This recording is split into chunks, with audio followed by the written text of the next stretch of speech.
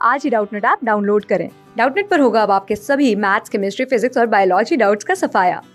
बस अपने क्वेश्चन की फोटो खींचो, उसे क्रॉप करो और तुरंत वीडियो सोल्यूशन पाओ। Download now. हेलो बच्चों, क्वेश्चन दे रखा है व्हीटस्टोन सेतु का परपथ आरेख खींचिए तथा संतुलन के प्रतिबंध का व्यंजक प्राप्त कीजिए। ठीक है बच्चों, और हमें बताना है कि दर्शाए गए चित्र में मीटर ब्रिज के तार की लंबाई कितना है बच्चों, 80 सेंटीमीटर है। जब ए और जे, यहाँ पे दे रखा है बच्चों ये ए और जे 50 सेंटीमीटर है तो धारा मापी में विक्षेप नहीं होता है, तो आर का मान यहाँ पे बताना है। ठीक है, तो पहले तो हम बात करते हैं बच्चों व्हीटस्टोन सेतु का परिपथ आरेख तथा संतुलन के प्रतिबंध को यहाँ पे बताना है। ठीक है, तो जो व्हीटस्टोन सेतु जो होता है बच्चों, ठीक है, यहाँ पे अगर हम देखें बच्चों कि व्हीटस्टोन सेतु परिपथ की अगर हम बात करें बच्चों, ठीक है, तो हम देखते हैं बच्चों कि अब परिपथ जो होता है यहाँ पे मान लेते हैं बच्चों एक प्रतिरोध A और यहाँ पे मान लेते हैं बच्चों B है। ठीक है, और यहाँ पे मान लेते हैं बच्चों क्या है, C है, और यहाँ पे एक बिंदु मान लेते हैं बच्चों D है। ठीक है, तो अब A, B और C के मध्य एक प्रतिरोध हम यहाँ पे मान लेते हैं बच्चों। ठीक है, अब इसी प्रकार A और D के मध्य एक प्रतिरोध हम मानते हैं बच्चों, और एक प्रतिरोध हम मानते हैं बच्चों C और D के मध्य।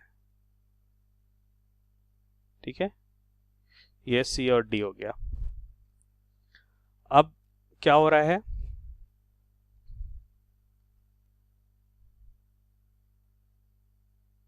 ये हो जाएगा हमारा D। अब एक प्रतिरोध हो जाएगा बच्चों हमारा A और C के मध्य। मान लेते हैं बच्चों ये प्रतिरोध हमारा R1 है, ये R2 है, ये क्या है बच्चों R3 और ये R4 है। ठीक है, और ये R5 है। ओके, तो हम देखते हैं बच्चों कि इसे हम कनेक्ट करते हैं बच्चों एक बैटरी से।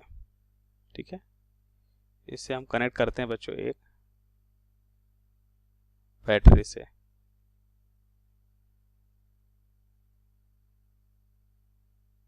यहाँ पे हो जाएगा बच्चों माइनस, ये हो जाएगा प्लस टर्मिनल। ठीक है, अब हम क्या देखते हैं बच्चों, हम देखते हैं बच्चों कि अगर ये भी वोल्ट की बैटरी है तो हम ऐसा क्या मान सकते हैं बच्चों, मान लेते हैं यहाँ पे विभव V है और यहाँ पे विभव 0 है। ठीक है, ये V और 0 विभव पे है।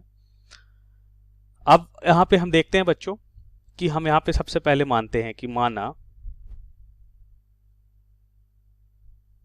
क्या मान रहे हैं बच्चों कि इनके मध्य जो विभव X और Y है, ठीक है, X और Y के बीच अगर कोई धारा का प्रवाह नहीं होता है, माना X Y प्रतिरोध के मध्य, हम ये मान के चलते हैं बच्चों कि अगर इनके बीच कोई प्रतिरोध, इसके बीच कोई भी धारा का प्रवाह नहीं होता है। ठीक है, माना X Y प्रतिरोध के मध्य कोई धारा का प्रवाह नहीं होता है। ठीक है बच्चों, नहीं होता है, तो हम क्या देखते हैं बच्चों, हम देखते हैं कि X और Y पे विभव समान होगा। इसका मतलब जो विभव X पे आएगा Y विभव Y पे होगा। ठीक है, तो यहां से हमें मिला कि विभव X पे जो मिल रहा है बच्चों वही विभव Y पे होगा। तभी तो ऐसा होगा बच्चों, धारा प्रवाह कब नहीं होता है, जब विभव समान विभव पे होते हैं। ठीक है, इसका मतलब X और Y जो है बच्चों समान विभव पे है। ठीक है, अच्छा, अब इतना हमने मान लिया बच्चों, अब इसे हम प्रूफ करते हैं।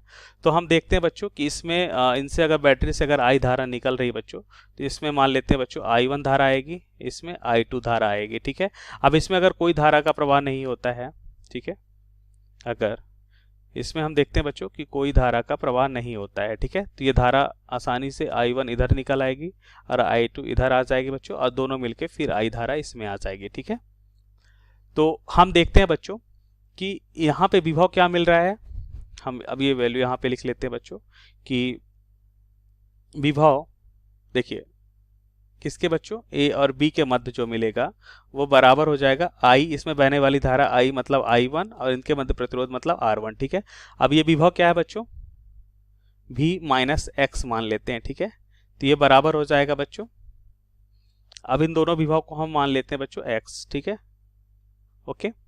तो v minus X into I one into R one, समीकरण 1 मान लेते हैं बच्चों इसे। इसी प्रकार अगर हम देखें बच्चों a और d के मध्य, तो यहाँ पे विभव हमें मिलेगा बच्चों x माइनस 0 बराबर, ठीक है।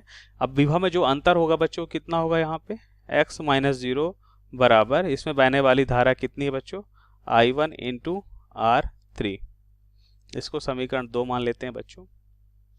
अब हम देखते हैं कि b और x, फिर से ये y के स्थान पे हम x लिख सकते हैं बच्चों फिर से, क्योंकि दोनों समान विभव पे हैं। तो b माइनस एक्स बराबर क्या हो जाएगा बच्चों, इसमें बहने वाली धारा क्या है, I2 इंटू R2, ये समीकरण 3। और इसी प्रकार हमें क्या मिलेगा बच्चों, y माइनस 0 बराबर हमें मिलेगा बच्चों I2 इंटू R4, ये हो जाएगा समीकरण 4। अब ध्यान से देखिए बच्चों, हमें क्या मिल रहा है, हमें मिल रहा है बच्चों कि अगर हम bx और vx, समीकरण 1 और 3 को हम क्या देख सकते हैं बच्चों, एक यहाँ पे हम लिख सकते हैं बच्चों समीकरण 1 और 3 से, ठीक है, समीकरण 1 व 3 से, ठीक है, समीकरण 1 व 3 से तथा 2 व 4 से, ठीक है बच्चों। हमें क्या मिल रहा है बच्चों, 1 और 3 के अगर देखें बच्चों तो ये हमें बराबर मिल रहे हैं, ठीक है। तो इसके स्थान पे हम लिख सकते हैं बच्चों I1 R1 बराबर क्या मिलेगा बच्चों, I2 R2। सो यहां से हम लिख सकते हैं बच्चों क्या, I1 अपान I2 बराबर हो जाएगा बच्चों R2 अपान R1, ठीक है,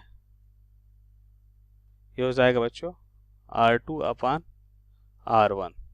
इसी प्रकार अगर हम देखें बच्चों 2 और 4 से, ठीक है, तो हमें क्या मिलेगा बच्चों, अगर 2 और 4 से अगर हम देखें बच्चों तो हमें मिलेगा x माइनस 0। अब y के स्थान पे भी तो हम x ही रहने देते हैं, ठीक है बच्चों, क्योंकि दोनों ये सभी समान विभव पे x और y, ठीक है। तो हमें मिलेगा बच्चों I1 R3 बराबर I2 R4। तो यहाँ से हमें मिलेगा बच्चों I1 अपान I2 बराबर R4 अपान R3, ठीक है। और I1 I2 हम आपस में बराबर लिख सकते हैं, मतलब समीकरण 5 और 6 से अगर हम देखें बच्चों तो क्या हम कह सकते हैं बच्चों कि आपस में बराबर हो जाएंगे। तो I1 अपान I2 के स्थान पे हम क्या लिख सकते हैं बच्चों, अगर ये आपस में बराबर हो जाते हैं, ठीक है, तो हमें मिलता है बच्चों R2 अपान R1 बराबर R4 अपान R3, ठीक है। तो ये होता है बच्चों संतुलन की अवस्था पे शर्त, ठीक है। संतुलन अवस्था की शर्त हमने क्या देखा बच्चों कि R2 अपान, अब देखिए उसको उल्टा भी लिख सकते हैं ना बच्चों, R1 अपान R2 R3 अपान R4। इसका मतलब यहाँ पे R1 अपान R2 इसी के संगत और R3 अपान R4 इसी के संगत जो अनुपात है वो बराबर हो जाएंगे, ठीक है। तो ये हो जाती है बच्चों संतुलन की शर्त, ठीक है। अब देख लेते हैं बच्चों यहाँ पे कि क्या हो रहा है।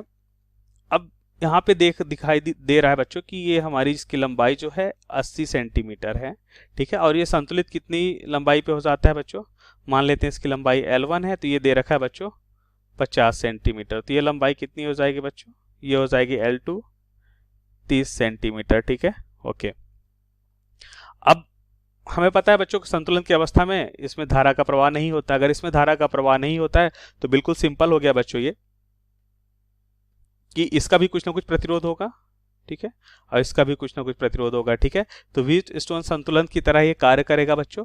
इसका मतलब इसका प्रतिरोध R1, इसको R2 लिखें, इसको हम R3 लिखते हैं बच्चों, इसको R4 लिखते हैं। तो क्या हम लिख सकते हैं बच्चों कि R1 अपान R2 और R3 अपान R4 हो जाएगा, क्योंकि यहाँ पे जो प्रतिरोध है इनके मध्य इसमें धारा का प्रवाह न होने के कारण हम क्या मान लेते हैं 0, ठीक है।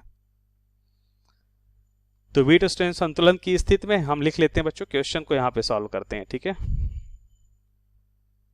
तो हम देखेंगे बच्चों कि यहाँ पे हम लिख सकते हैं R1 अपान R2 बराबर R3 अपान R4। अब R1 प्रतिरोध हमें दे रखा है बच्चों, कितना है, 10 ओम है, ठीक है। अब R2 प्रतिरोध हमें नहीं दे रखा है, तो हम ऐसा मान लेते हैं बच्चों कि एकांक लंबाई का प्रतिरोध R है, ठीक है। क्या है बच्चों, R ओम प्रति मीटर, ठीक है। इस तार की एकांक लंबाई का प्रतिरोध कितना है बच्चों, R ओम प्रति मीटर है, ठीक है। एकांक लंबाई का प्रतिरोध हम मानते हैं बच्चों, एकांक लंबाई का प्रतिरोध, ठीक है।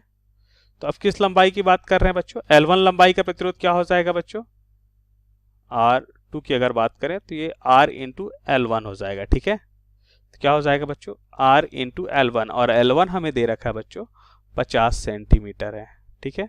ये बराबर हो जाएगा R3, R3 तो R है। R4 की बात कर लेते हैं बच्चों, तो R4 के स्थान पे हम लिख सकते हैं बच्चों, ये हो जाएगा 30 इंटू क्या हो जाएगा R।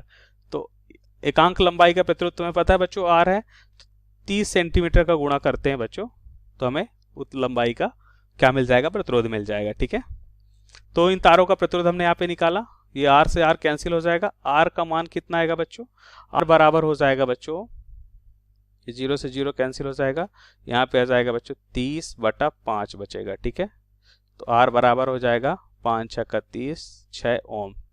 तो ये हो जाएगा बच्चों हमारा यहाँ पे आंसर, ठीक है। सो थैंक यू बच्चों। क्लास 6 से 12 से लेके नीट, IIT, जेईई मेंस और एडवांस के लेवल तक 10 मिलियन से ज़्यादा स्टूडेंट्स का भरोसा। आज ही डाउनलोड करें डाउटनेट ऐप या व्हाट्सएप कीजिए अपने डाउट्स 8400 400 400 पर।